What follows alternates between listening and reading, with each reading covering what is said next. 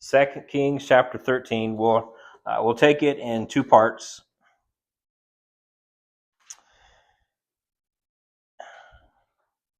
So let's go ahead and read here. 2 Kings 13, verse 1. In the 23rd year of Joash, the son of Ahaziah, king of Judah, Jehoahaz, the son of Jehu, began to reign over Israel and Samaria.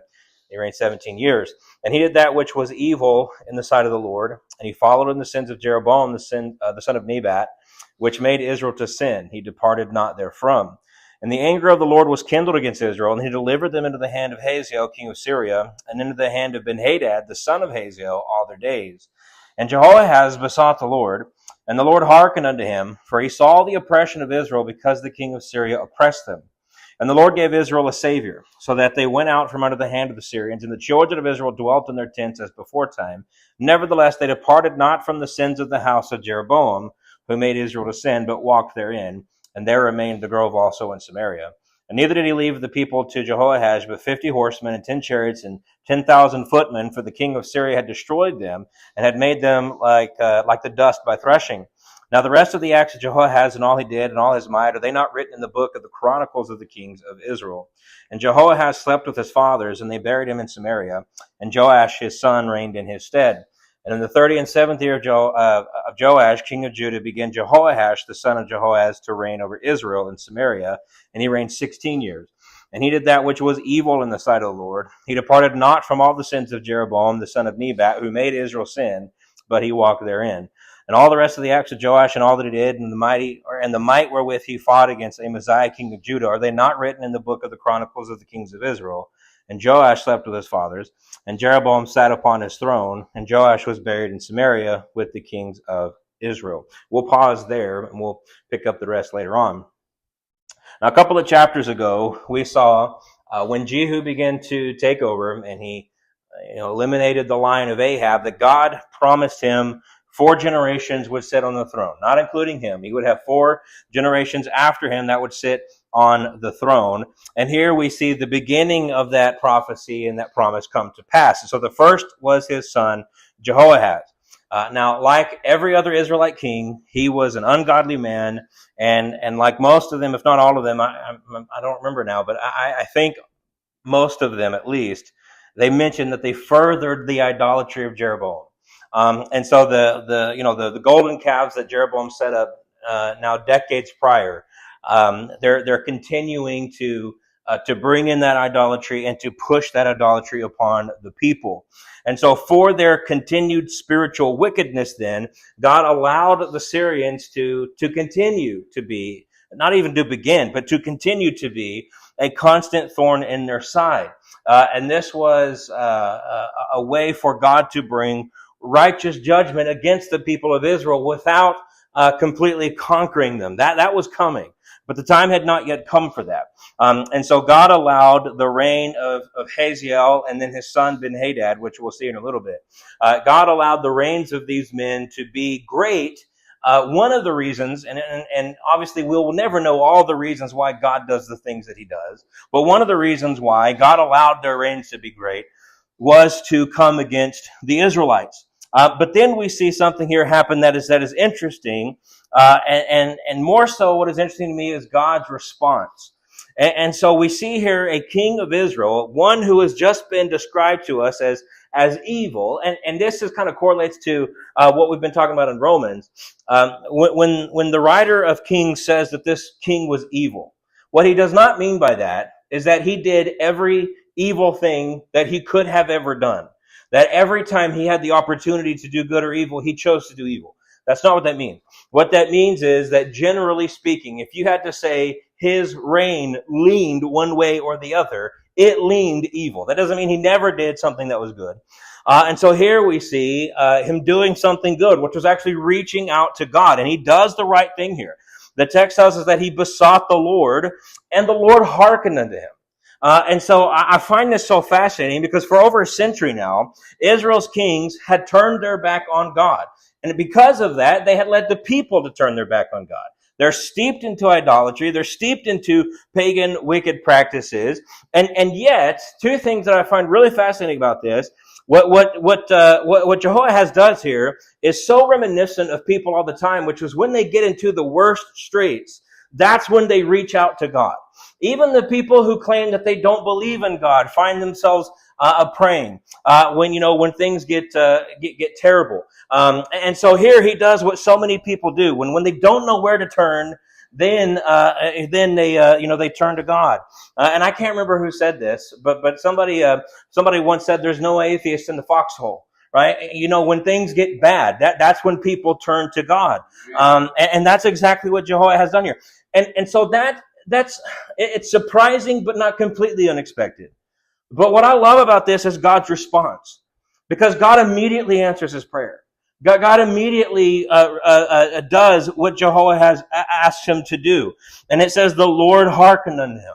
And so we see, again, over a century of wickedness and the prevailing idolatry that was taking place. And then finally, an Israelite king calls out to God. And immediately, as soon as he does that, what does God do? He shows mercy to this people that he loves. Right? And so God was showing time and time again, I have not rejected you. I have not turned my back on you. I'm still faithful. I still love you. I still reach out to you. And the moment this man cries out to God, God listens and he answers his prayer. And Paul in Acts 17, he tells, when he's preaching at Mars Hill, he tells the Athenians there that God is not far from every one of us. God is not far from every one of us. And God really proves this here because he was quick to listen to the prayer of the king out of compassion for his own. The text specifically tells us that he hearkened unto him, and then it says why? For he saw the oppression of Israel because the king of Syria oppressed them. God's heart went out to his people. Were they wicked? Absolutely. They had turned their back on him. They had completely rejected him. They had rejected the covenant. The God who led them out of slavery, the God who brought them into the land where they now live. All of this was true, and yet they turned their back on him. They were not doing the things they were supposed to do. And yet God's heart was for them. God still cared. God still desired the greatest for them, desired the best for them. And so here Jehoahaz prays, and what does he do? He answers that prayer. He shows mercy, love, and grace to this people who were most definitely not showing that in return. And so to answer this prayer then, the text says that God would give them a Savior. Now, interestingly, it doesn't tell us who that is. And so there's differences of opinions on this. The two most common are, number one, God would actually use the Assyrians because the Assyrians were becoming the dominant power. And the Assyrians would be the means of diminishing the power of Syria. And so as Assyria got strong, the power of Syria diminished. And as the power of Syria diminished, they were obviously less of a thorn in Israel's side because they were more worried about Assyria than they were Israel. So a lot of people think it's Assyria. I don't think that's the case. Now, I'm not dogmatic about this, but other people see the subsequent kings of Israel as saviors kind of Israel. And I think we'll see this as we go through the text. You'll see what I mean by this. But given the language that is used, I think the second option is more likely. And that's really as strongly as I would say that. If that's not the case, then it perfectly well could be the Assyrians. But we'll see the way that the text describes the other kings, and I think that makes the most sense. Now, whereas Israel's military was whittled down, we see this. You see there in, let's see, what verse is it? Verse number 7. He said, neither did he leave with the people to Jehoahaz, but 50 horsemen, 10 chariots, 10,000 footmen, for the king of Syria had destroyed them. He whittled down their military, but even though he did that, he still saved them. He gave them saviors. He didn't let the Syrians come in and absolutely conquer them. But in spite of all this, the text still tells us they departed not from the sins of the house of Jeroboam, who made Israel to sin, but walked therein. Just another example of the fact that God is not far from any of us. He's there. He's faithful. He never turned his back upon Israel, but Israel consistently turned their back upon him. I like what David said. He said, in the wake of Yahweh's unguessable compassion, we meet Israel's trenchant ingratitude. The warmth of God's pity did not soften the hardness of their infidelity. And that's absolutely true. Now, after the death of Jehoahaz, his son then, now the second of those 4 generations.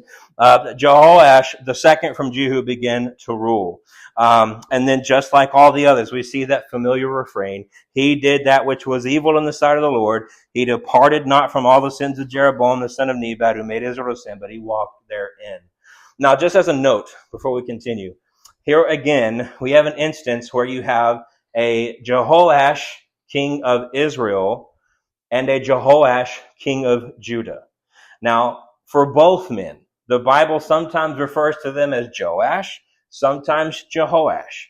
And so what I'm going to try to do, probably not perfectly, but I'm going to try to always refer to the Judah king as Joash and the Israelite king as Jehoash.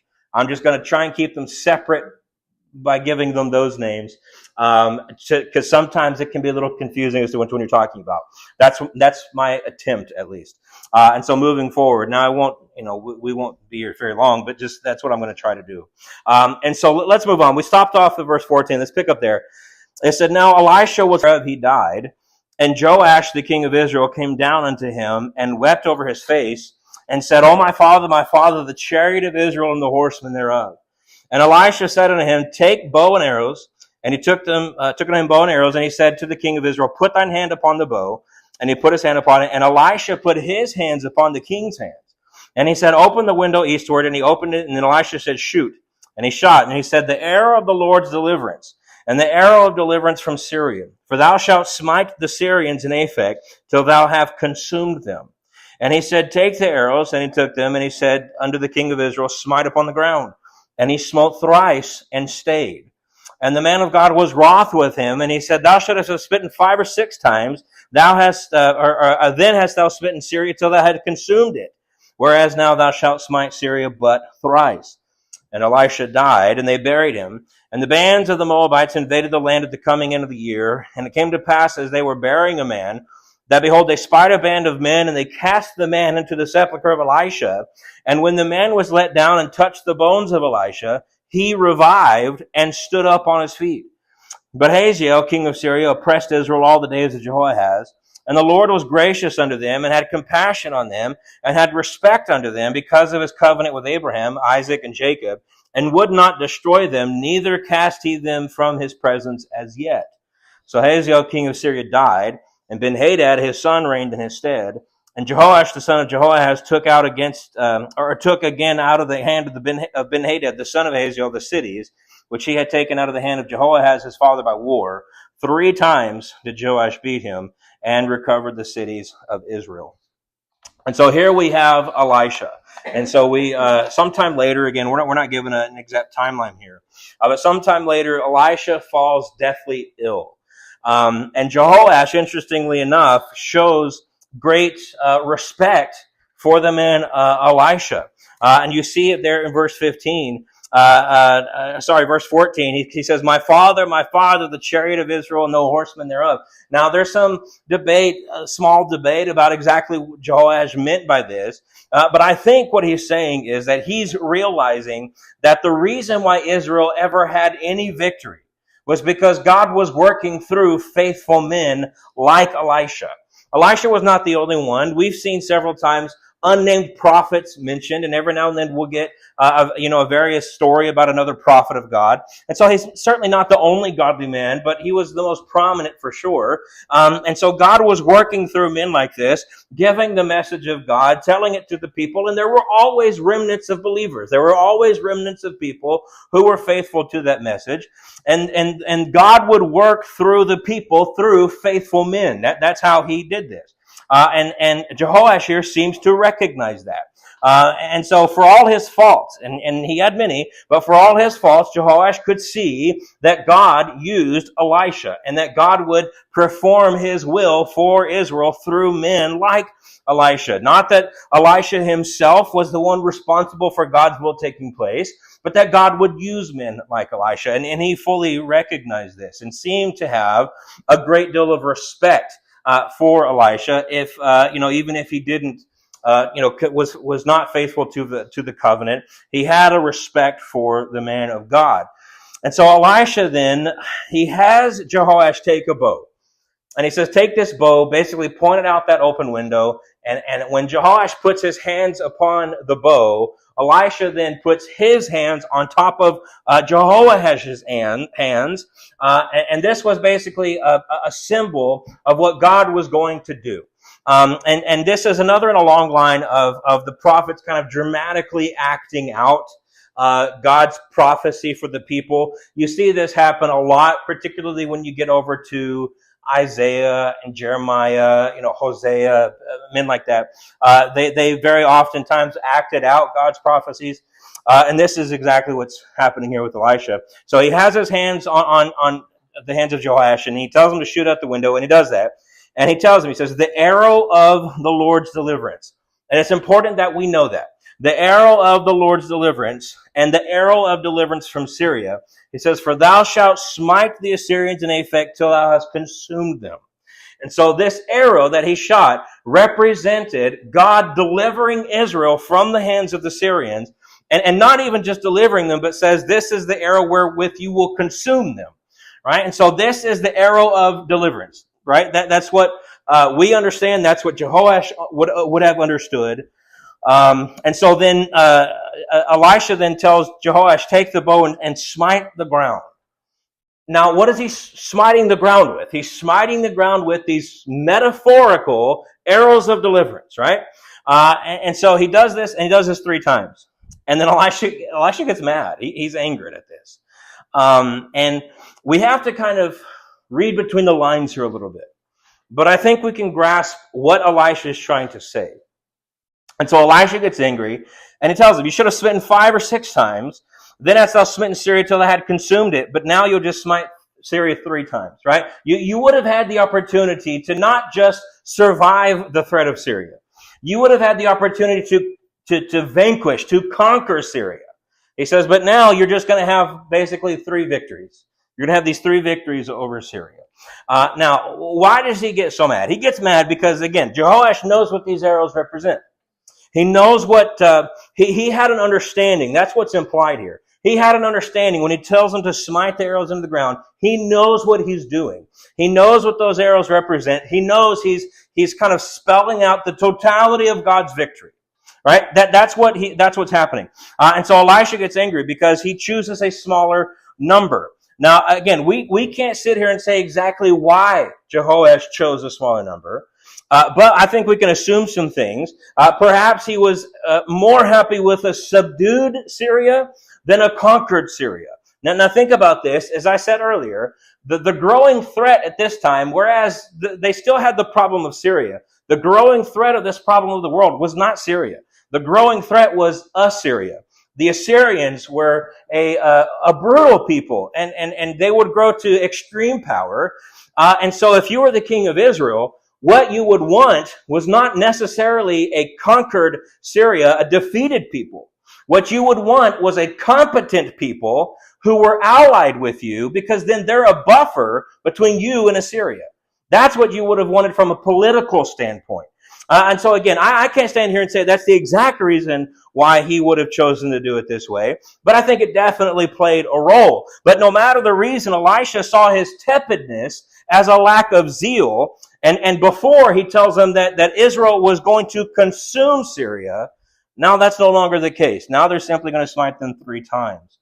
And so for some reason, Jehoash saw the full extent of God's promise as problematic. And this is the issue.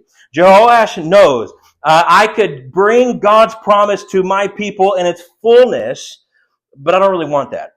I just choose a 3-fold promise instead of the full blessing. Right? And so this is what's going on. He became satisfied with less when God was promising more. And that was the issue. That Jehoash was satisfied with less when God was promising more. Essentially what he's saying is, I'm comfortable with this. I know that's what you want. That's what you want for us. That's what you want for our people. That's what you want for our nation. But I'm comfortable here. And I don't really want to walk over here in the fullness of the blessings of God, because I'd rather be over here where I think things are better.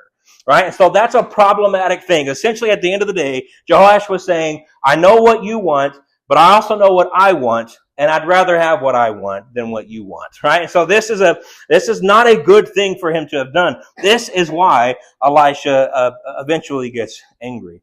Now, after all this, Elisha, this man we've been talking about for so long, he passes. Now, we're not told what the exact illness was, but he succumbs to this. He dies. But interestingly enough, one of the almost blink and you miss it, but most interesting stories in the Bible. He dies, and then sometime later, a man is thrown. These men are carrying a fallen comrade, you could say, and a band of warriors comes up upon them. They toss this dead man into the tomb of Elisha. He touches the bones of Elisha and is resurrected. You can imagine their confusion. You can imagine just how all this was happening, and all of a sudden their friend just walks right out of the tomb. Now this is a strange story. Undoubtedly, it's a strange story. People have come up with all kinds of interpretations as to why this happened or what this means. And some of them are wild and fantastical, but I think we can boil this down to a couple of things.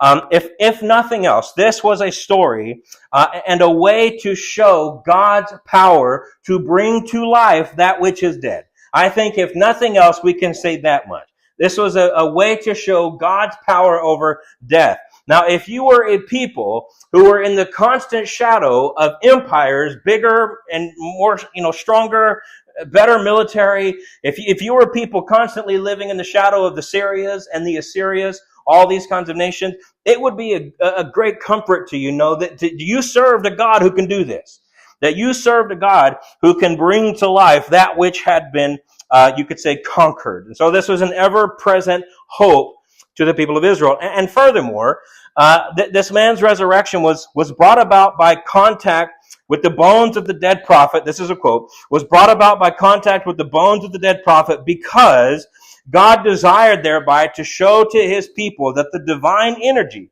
which had been active in Elisha had not by his death disappeared from Israel. In other words, this was a way for God to show them not only his power, but a way for God to show them just because Elisha's gone doesn't mean I'm done working in you. Right? And I think we can safely say both of those things. Now, and I'll just add this. We were told when Elijah was taken, and also I'll say Elijah was taken in a fantastic manner. It kind of seems to reckon that the death of, or the end, you could say, of Elisha would also involve some kind of miraculous thing. But we were told that Elisha would have a double portion of Elijah's spirit. Now, I'm just throwing this out there. I don't want to, for a second, make the statement that is so literal that we have to say that everything Elijah did, Elisha had to do twice as much. All the miracles, Elisha had to do twice as many miracles. He had to help twice as many people. He had to walk twice as many miles. And we don't need to be so, dogmatic about that. However, I do find it fascinating that Elijah raised one person from the dead, and Elisha, with this story, raised two people from the dead. I do find that interesting and fascinating. But nevertheless, I do believe that this was God speaking to the people. And then there at the end of the chapter, Hazael, this man who has been the cause of so much angst and problems and devastation in Israel, he dies. His son Ben-Hadad takes over. But the text tells us specifically that God is remaining faithful. He's remaining faithful to the covenant. And so eventually, Ben-Hadad takes over. Eventually, the Israelites were successful 3 times, just like Elisha said. 3 times they were successful in battle over the Syrians. They were able to take back some of the cities that the Syrians had taken from Israel. But the thing I want to leave us on here is the end of verse verse 23.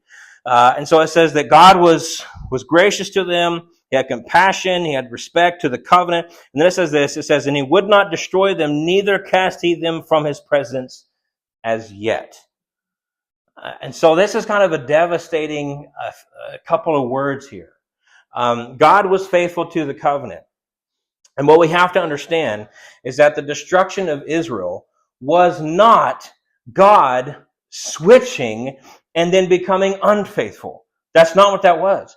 Because part of the covenant said, if you, the people, Israel, if you are not faithful to this, God will bring judgment. God will bring curses upon you. And so the fact that God allowed this judgment to come upon them was him being faithful to the covenant. It was him bringing to pass the things that he promised would come if they were unfaithful, and they were consistently unfaithful, right? If nothing else, they were consistent in their unfaithfulness, right? And so this is what we see. And so those two little words there, yet, as yet, it was just this ominous sign of what was to come. And so God is merciful, but he is also just, right? And that's what we have to remember. God is merciful, loving, kind, gracious, all of those things. And those things don't cease to be the case when God is also just, because he is all of them at the same time. And so God is just, and the time of Israel's just punishment was rapidly approaching. And we'll see that in not too long from now. So a fascinating story here, 2 Kings 13, as we continue to move our way through these kings of Israel and Judah.